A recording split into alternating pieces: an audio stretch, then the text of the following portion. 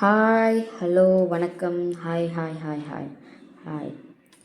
இன்றைக்கி நம்ம ஹிந்தி கிளாஸ் பார்க்க போகிறோம். ஹிந்தி கிளாஸில் பேசிக்காக இருக்கக்கூடிய ஃபஸ்ட்டு நம்ம லெட்டர்ஸ் படிக்கலாம்.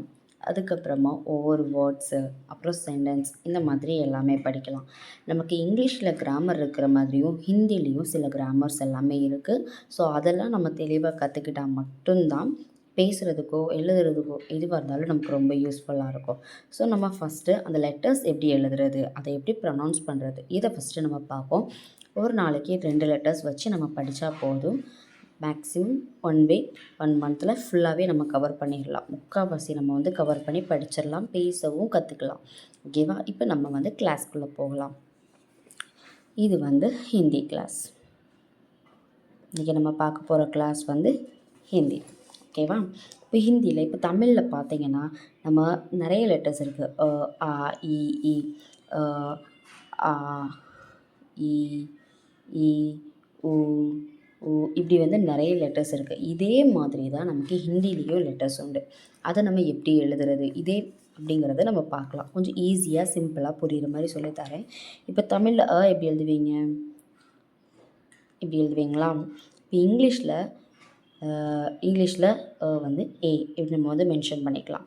இப்போது ஹிந்தியில் எப்படி எழுதணும்? எல்லாருக்குமே 1 2 3 தெரியும் தானே? 1 2 3 4 5 இப்படி எல்லாருக்குமே தெரியும் தானே?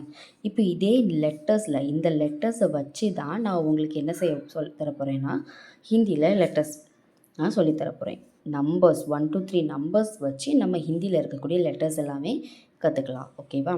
ஃபஸ்ட்டு இந்த 3 தான் நமக்கு யூஸ் பண்ண போகிறோம். எப்படி எழுதணும்னா, ஃபஸ்ட்டு ஒரு 3 போடுறோம். அதுக்கப்புறம் ஸ்லீப்பிங் லைன், அதுக்கப்புறம் ஸ்டாண்டிங் லைன், மேலே ஒரு ஸ்லீப்பிங் லைன். இதை நீங்கள் இப்படி கூட கற்றுக்கலாம்.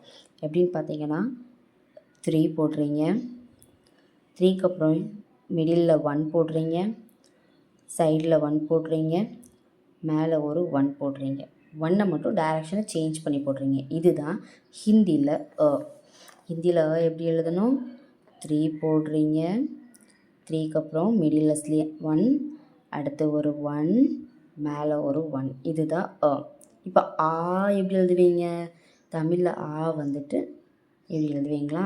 இப்போ இங்கிலீஷில் இந்த ஏவை தான் ஃபஸ்ட்டு போட போகிறீங்க. கூட இன்னொரு ஸ்டாண்டிங் லைன் போட்டிங்கன்னா, இன்னொரு 1 போட்டிங்கன்னா ஆ. ஓகேவா? இதை நீங்கள் எப்படி ப்ரொனவுன்ஸ் பண்ணுவீங்களோ அதே மாதிரி தான் ஹிந்திலையும் இது ஆ, அதே மாதிரி இதுவும் ஆ.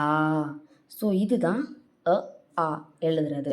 ஸோ இது இது ஆ, இது இது ஆ. தமிழில் எப்படி எழுதுகிறோம், ஹிந்தியில் எப்படி எழுதுகிறோம்? தமிழில் எப்படி ஆ எழுதுகிறோம், அதே மாதிரி ஹிந்திலையும் ஆ எழுதுகிறோம். இப்போ இதில் க்கு நம்ம ஒரு சிம்பிள் வேர்டும் பார்க்கலாம். ஆ, அனார். ஓகே, என்ன எக்ஸாம்பிள் போடலாம்? அனார். அனார்னா என்ன? ஆம். ஆனா ஆம். ஆனா என்ன? ஆம். ஆம்னா மேங்கோ. ஆம்னா என்னது? மேங்கோ. ஓகேவா? இப்போ அனார்னா என்ன? இது உங்களுக்கு தெரிஞ்சிருந்தால் கமெண்ட் செக்ஷனில் கமெண்ட் பண்ணுங்கள். தெரியலைன்னா ஒன்றும் பிரச்சனை இல்லை. அடுத்த கிளாஸில் நான் உங்களுக்கு சொல்லித்தரேன். ஓகேவா? Tata, bye bye, see you.